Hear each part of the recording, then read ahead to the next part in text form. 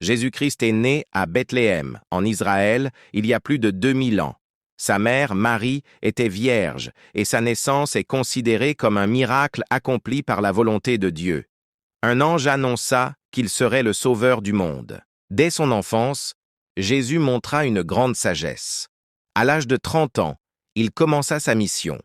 Il parcourut les villes et villages pour annoncer l'amour de Dieu, la repentance, le pardon et la vie éternelle. Il accomplit de nombreux miracles.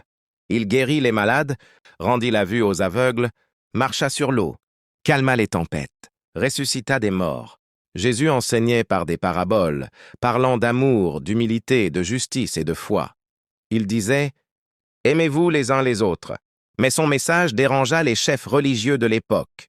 Il fut trahi, arrêté, jugé injustement et crucifié sur une croix. Il mourut pour porter les péchés de l'humanité. 3 jours après sa mort, Jésus ressuscita, comme il l'avait annoncé. Sa résurrection est le fondement de la foi chrétienne. Après être apparu à ses disciples, il monta au ciel, promettant de revenir. Jésus marchait le long du lac de Galilée et aperçut des pêcheurs au travail, Pierre, André, Jacques et Jean. Avec douceur mais autorité, il leur dit « Suivez-moi et je vous ferai pêcheurs d'hommes. » Sans hésitation, ils laissèrent leurs filets et leurs bateaux pour le suivre. Cet appel n'était pas seulement pour eux, mais pour tous ceux qui souhaitent écouter la voix de Dieu et répondre à son amour. Suivre Jésus, c'est plus qu'une décision. C'est un chemin de transformation. C'est apprendre à pardonner, à servir, à aimer même ceux qui nous blessent, à apporter la lumière là où il y a l'obscurité. C'est une vie guidée par la foi, la patience et la paix. Jésus nous appelle encore aujourd'hui à ouvrir notre cœur, à marcher dans la vérité, à partager l'espoir et à vivre dans la lumière divine. Répondre à son appel, c'est trouver un sens profond à chaque jour, une joie durable et la promesse de la vie éternelle. Jésus ne parle pas seulement d'aimer ceux qui nous aiment déjà. Il nous appelle à aimer tous les êtres humains, même ceux qui nous sont étrangers ou qui nous ont fait du tort.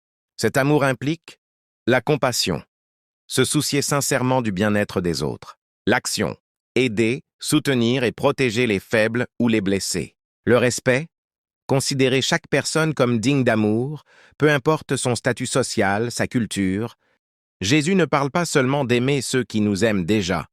Il nous appelle à aimer tous les êtres humains, même ceux qui nous sont étrangers ou qui nous ont fait du tort. Cet amour implique la compassion, se soucier sincèrement du bien-être des autres. L'action, aider, soutenir et protéger les faibles ou les blessés. Le respect, considérer chaque personne comme digne d'amour, peu importe son statut social, sa culture. Après son baptême, Jésus se sentit guidé par l'Esprit dans un lieu aride et silencieux. Le soleil brûlait le jour et la nuit, le vent du désert glaçait sa peau. Pendant 40 jours et 40 nuits, il ne mangea rien. Chaque muscle de son corps criait de faim, et chaque pensée pouvait être un piège pour son esprit. C'est là que Satan apparut, souriant, rusé, sachant exactement comment attaquer la faiblesse humaine. Première épreuve, le pain. Le diable montra les pierres sèches autour et dit « Transforme-les en pain. Tu as faim, tu le mérites. » Jésus ferma les yeux, sentit sa faim brûlante, et pourtant il répondit calmement « L'homme ne vivra pas seulement de pain, mais de toute parole qui sort de la bouche de Dieu. » Satan recula légèrement, surpris par cette force tranquille. Deuxième épreuve, le spectacle. Puis il l'emmena sur le sommet du temple à Jérusalem. « Jette-toi, les anges te rattraperont », tenta Satan. Jésus sentit le vertige et la peur, mais répondit « Tu ne tenteras pas le Seigneur, ton Dieu. » Son cœur battait fort, mais il ne céda pas. Il savait que la vraie force venait de Dieu, pas du spectacle ni de l'orgueil. Troisième épreuve, le pouvoir et la gloire. Enfin, Satan montra tous les royaumes et richesses du monde. « Adore-moi, et tout sera à toi. » La tentation était douce et séduisante.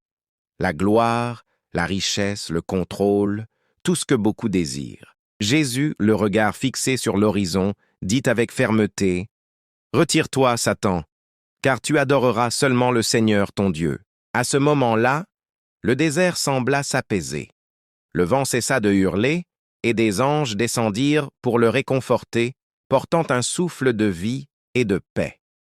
Jésus avait vaincu la tentation non par force physique, mais par la fidélité à Dieu et à ses paroles.